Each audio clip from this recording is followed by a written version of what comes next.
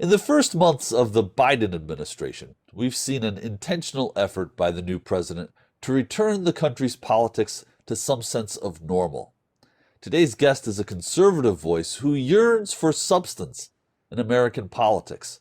She's S.E. Cupp, this week on Story in the Public Square.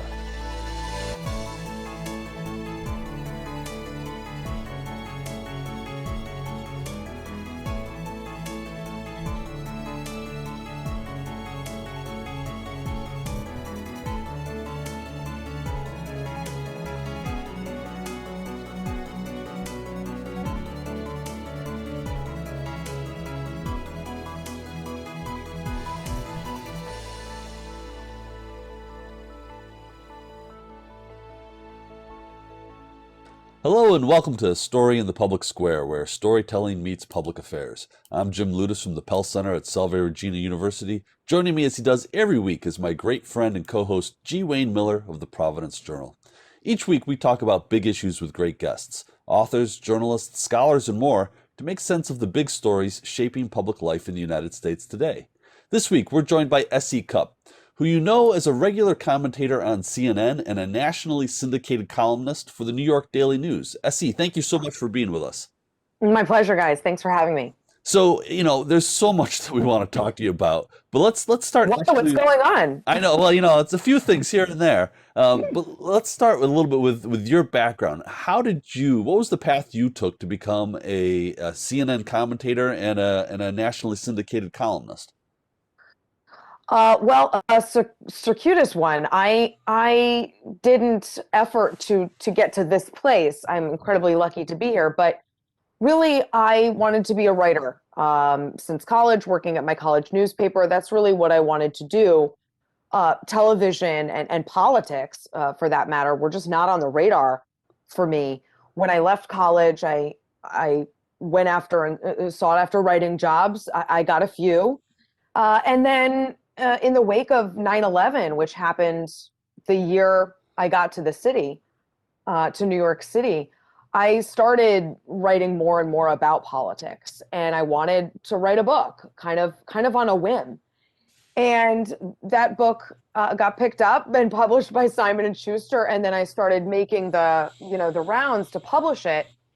And I think Morning Joe was maybe my first television appearance promoting that book. And after that, it just kind of snowballed. Once you get on that circuit, I guess if you're, not half bad at it, you get, you keep getting calls to come on and talk about the next story and the next story.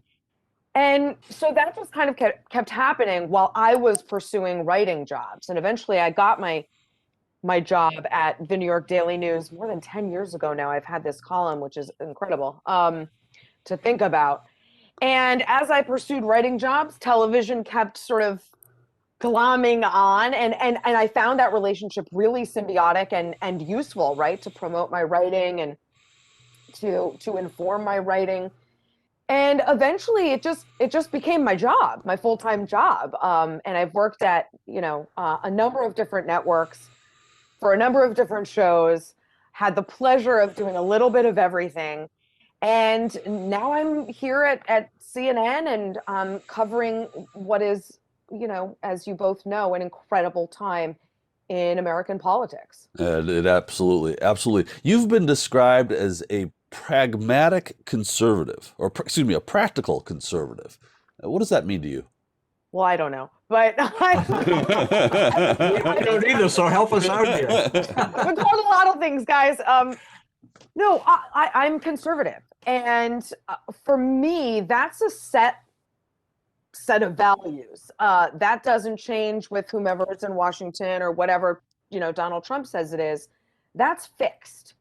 I've long identified as a Republican, but I don't identify with this current Republican Party because I don't recognize it. I think the practical side, I've also, been called a non-crazy conservative, that I think says more about the people using those terms than it does about me. But I think what it means is I've long taken what I think is an intellectually honest approach to politics. I try to be consistent. So when Republicans are messing up, I say that, even if, I'm on their team. When Democrats are messing up, I say it because I think it's true, not just because they're Democrats. And in my mind, my beliefs feel very conservative, but I think to others, my support of gay marriage, some other issues make it seem like I guess, a bit more progressive. But again, I haven't changed most of my views, despite the Republican Party completely shifting on a good number of them over the past 5 years. So, like a lot of Americans, we are still taking stock of what happened January 6th, Yeah. the insurrection. What's your take on it? Well, it was really hard to watch, even though, of course, I did. And the video that was played at the impeachment trial was also very hard to watch, because when you're watching it in real time, you don't know what's going to happen next. When you're watching it after the fact, when it's done, and you can see it encapsulated, shrunk down in its totality, I think it becomes even more unsettling and ominous. And what happened that day, cloaked in conservatism and patriotism and love of country, was none of those things, was the opposite of those things. It's not conservative to go and attack police officers at the US Capitol. It's not patriotic to overturn a democratic election. There's no love of country when you're seeking to undermine the votes of half of it and endanger lawmakers and Capitol Hill staffers and police officers in the process. So really tragic, disappointing, disorienting. And I think one of the darkest days in modern history. So, you mentioned the video that was shown on the first day of the impeachment trial. I saw that video too. And of course, we've all seen other video before, but never put together like that. And some people criticized even showing that. What was your take on that video? It really encapsulated in a way that, certainly for me, that I had not been able to see it so powerfully, all put together. It was a film, but unbelievably powerful. What's your take on that? Well, it was a film in the way that documentary films are part journalism, and you know this like a projo, right? We in journalism try to put stories together, not just in the moment, but then contextualize them over time when we know more. We say that journalism is, the first draft, the rough draft of history.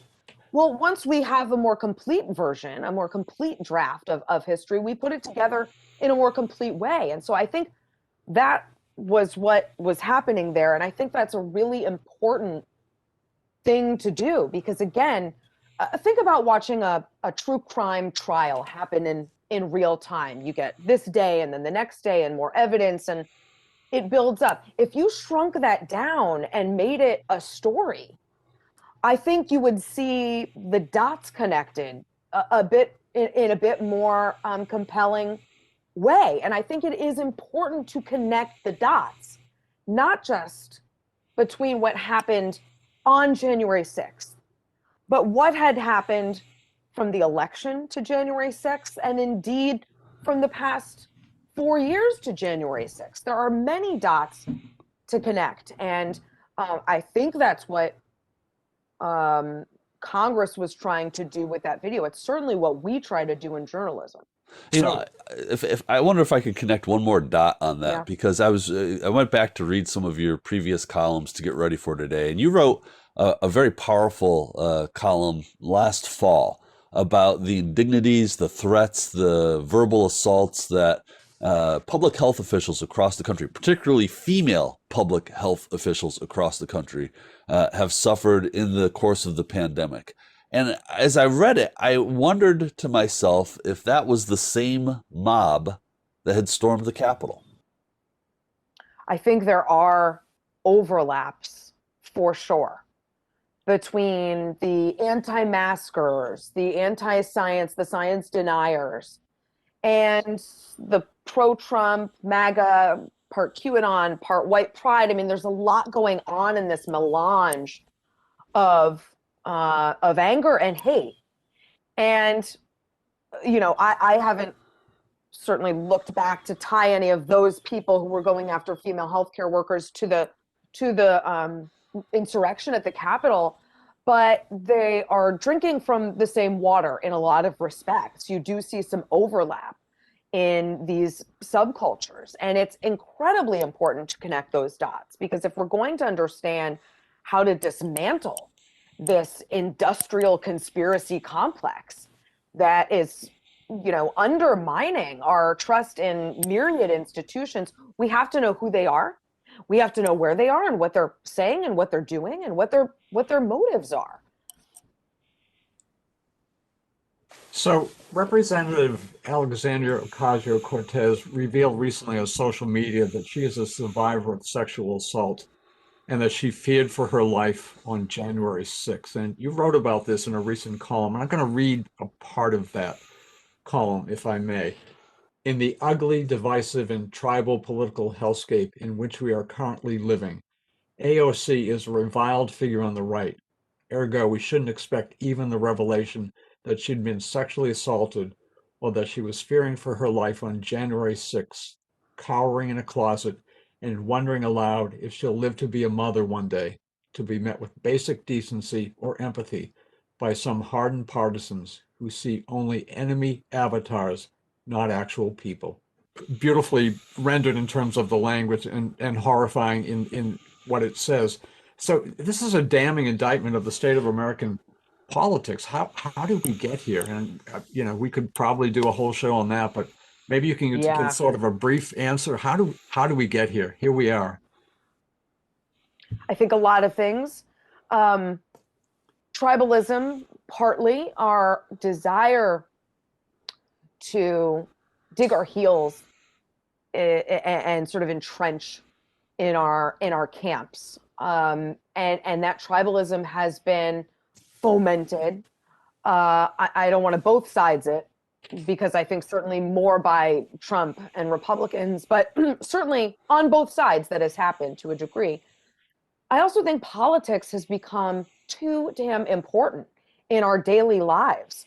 We were not meant to orient our everyday life around politics, and yet we are making decisions about where we live, where we send our kids to school, who our friends are, what we watch on television, based on what team we're on politically. And I think that is completely corrosive. There was a time when our communities, our faith, our families, our friends, our work was the center of our lives and not our politics. And it's just become too omnipresent. I also just think division has become too politically profitable. It is more profitable to leave problems unsolved, because when you solve them, you can't run on them. You can't fundraise off of them. You can't stoke fear off of them if they're solved. So whether it's a broken immigration system or gun control, name your problem. There are reasons why those systems are still broken. It's not because they're impossible to solve. It's because it is profitable politically to leave them broken. I think that leaves people deeply disillusioned with politics, angry at politics, and angry at their neighbors. So I think those are just some of the contours. But as you say, people will be writing about how we got here, I think, for decades. So how do we fix it? There's another big question for which there's a long answer, I'm sure. We only have 12 minutes left, Essie. Well, let me solve it in 3. No. Well, good for you. We've asked this question of other guests, so they haven't been able to in 3 minutes. So go ahead. No, it is elusive. And I think there are lots of things that need to happen. I think, first and foremost, we need to reject and want to reject the state of American politics today. I know many of us do. Many don't. Many want things to stay the same. Many are here for the disruption and the anarchy. So we have to want to make that change first and foremost. We have to reject Trumpism, I think, very clearly. I say that as a Republican and a conservative. I have not seen a more corrosive and sort of ominous and deleterious a political movement, certainly since I've been covering politics, but that I can think of in modern history, in modern American politics. I think we need to reject that soundly. And then I think we need to get our priorities back in check. Like I said, politics has become too important. I think we need to sort of be in control of our own lives again. I think we've let politics co-opt our priorities, and we need to take them back. Finally, I think a return to listen. I'm in national news, right? I'm on cable news. I'm on CNN. It doesn't get more national, in fact, international than that.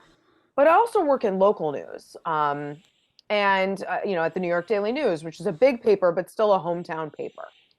And I think we have lost the value of local news, which can help keep our priorities local and our communities the center of our lives instead of national news stories and national politics. And our lives are far more impacted day to day by what happens at our local school boards, what happens at our sanitation boards, what happens in our backyard, not what's happening in Washington. And so I think we need to reinvest in local news, which is starving right now, and give the people holding our local representatives accountable more oxygen to do that, more resources to do that. I think that will help reorient our priorities as well. I could not agree more. I could not agree more. Well, I'm sure. I mean, as you know, you write for a local paper, one I'm very familiar with. I'm from Boston. My husband's from Rhode Island. I am a fan of local news, and it's so important. And I don't think people realize how important it is. And just give me like 30 more seconds on this riff, Sure. because I'm like super, super passionate about it. Local news can very quickly become national news. If you're looking at, the Catholic priest story in Boston, Spotlight, if you're looking at Penn State, if you're looking at the Syrian civil war, those all started as local stories that blew up and exploded and had huge global ramifications. So it's not just that the local stories are important to us locally, but huge stories. Jeffrey Epstein, was covered brilliantly by the Miami Herald when no one else was talking about it, and really broken wide open by local news. So we all have to care about investing in local news in our communities, because we'll be smarter, we'll be safer, we'll be more informed, and we'll have a level of accountability that is diminishing. I have not ever heard it put better. Thank you. Oh, good. Well, thank you for giving me that to go off.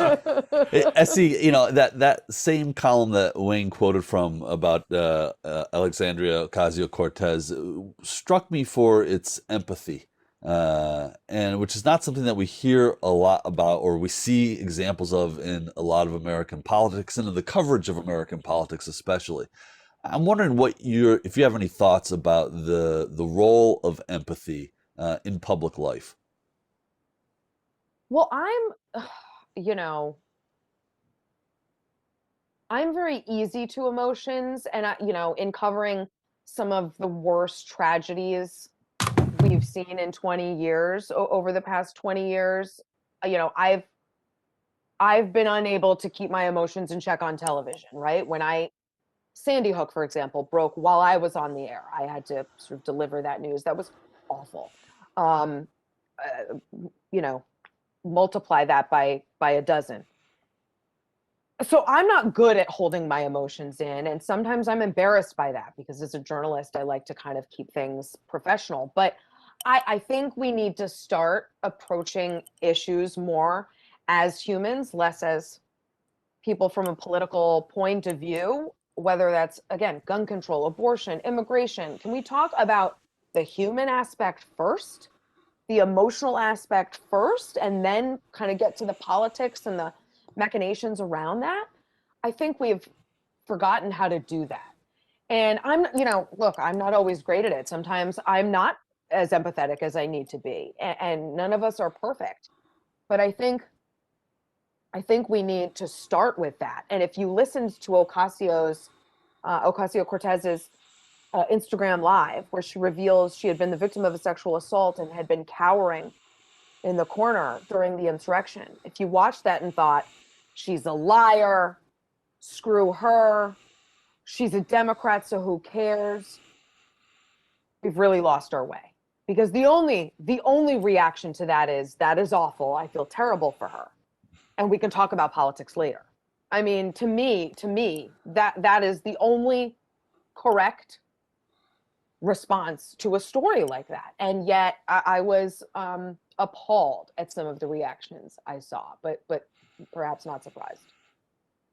So we're taping this in mid-February as the impeachment trial of Donald Trump gets underway. So we can't talk about the verdict because we haven't gotten there. But do you think impeachment, the second impeachment, was proper and called for? I do, for a number of reasons. And I don't think, look, I don't believe Donald Trump's going to get convicted, but even without a conviction, this impeachment is important. Number one, for accountability. Accountability is still an important thing. It's important to hold the president accountable, lawmakers accountable, any of his allies accountable, Congress accountable, but also accountability to the voters. If you were a Democrat or a Republican who did not vote for Donald Trump, you did that for a reason. And I think they deserve a level of accountability for what happened. Number two, this was sort of the first official accounting of what happened on January 6th, the months after the election. And to determine a consensus narrative of those events is very important, not just for the record of history, but for the way that we talk about it in the future. We need to have a common set of facts. And I think through the course of sworn testimony and witnesses and evidence and everything that comes up in an impeachment trial, we'll get a lot of that narrative. And then thirdly, listen, there might be criminal suits, civil suits that come after impeachment that are based on a lot of the stuff that comes out here. So I think impeachment, while it's a political kind of performance, in this case is still incredibly important for the American people. I wonder if we could pivot a little broadly. We got about 3.5 minutes left, but the future of the Republican Party after Trump. I guess a more basic question is: are we after Trump, or is he going to continue to play a huge role in the future of the party and American politics? And where does the GOP go from here? Yeah, does Trump continue to play a big role? That's TBD, and I think that relies a lot, in part, on whether Republicans want him to. If he has no takers, he'll go off into the hinterlands and he can start his own network that's all, the QAnon, MAGA, white pride folks. If Republicans still want him to, then they'll continue to elevate him and make him important and make him useful for 2022, maybe 2024. That's really up to them. And so far, we have not seen a huge willingness to leave him behind. You've seen that among some, Adam Kinzinger, someone who I know well and have watched his career. Ben Sasse has, spoken up pretty strongly against the president, Liz Cheney, obviously. But in toto, you've seen most Republicans really unwilling to completely sever the ties. And so GOP is thinking more about 2022 than they are 2052, and the way history will look back on this, or the future of the Republican Party. And that project started 5 years ago when they decided to marry Donald Trump. They sort of decided, screw the future of the GOP, we care about this moment.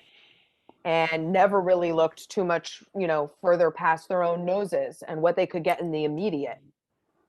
So folks like me thought, well, gosh, this guy's really going to do a lot of damage to the party, and therefore we should not be so embracing of him. But we were in the minority. So here we are. Well, Do and you, go ahead, Wayne. no, I'm just talking about President Trump. Do you think he has a political future, or you speculated, he could maybe do his own network or show or whatever, but politically speaking, what do you foresee, if anything, in About terms a of, minute left here. He could run again. Currently, he's polling first in the Republican, primary, the hypothetical primary. I don't think we should underestimate how popular among Republicans he still is. So as of this second, I think he's got a political future if Republicans want it for him. What do you think that is the secret of why do so many Republicans continue to support him? Oh, I mean, 30 seconds? Are you serious? Yeah.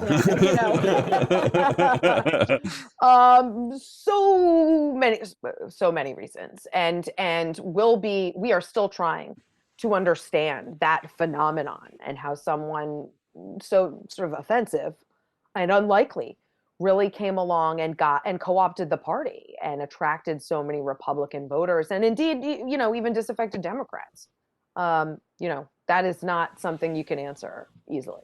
Well, Essie, we'd love to have you back to continue that conversation. She's Essie Sure. Cupp from CNN and the New York Daily News. That's all the time we have this week. If you want to know more about Storing the Public Square, you can find us on Facebook and Twitter, or visit pellcenter.org, where you can always catch up on previous episodes. For G. Wayne Miller, I'm Jim Ludis, asking you to join us again next time for more Story in the Public Square.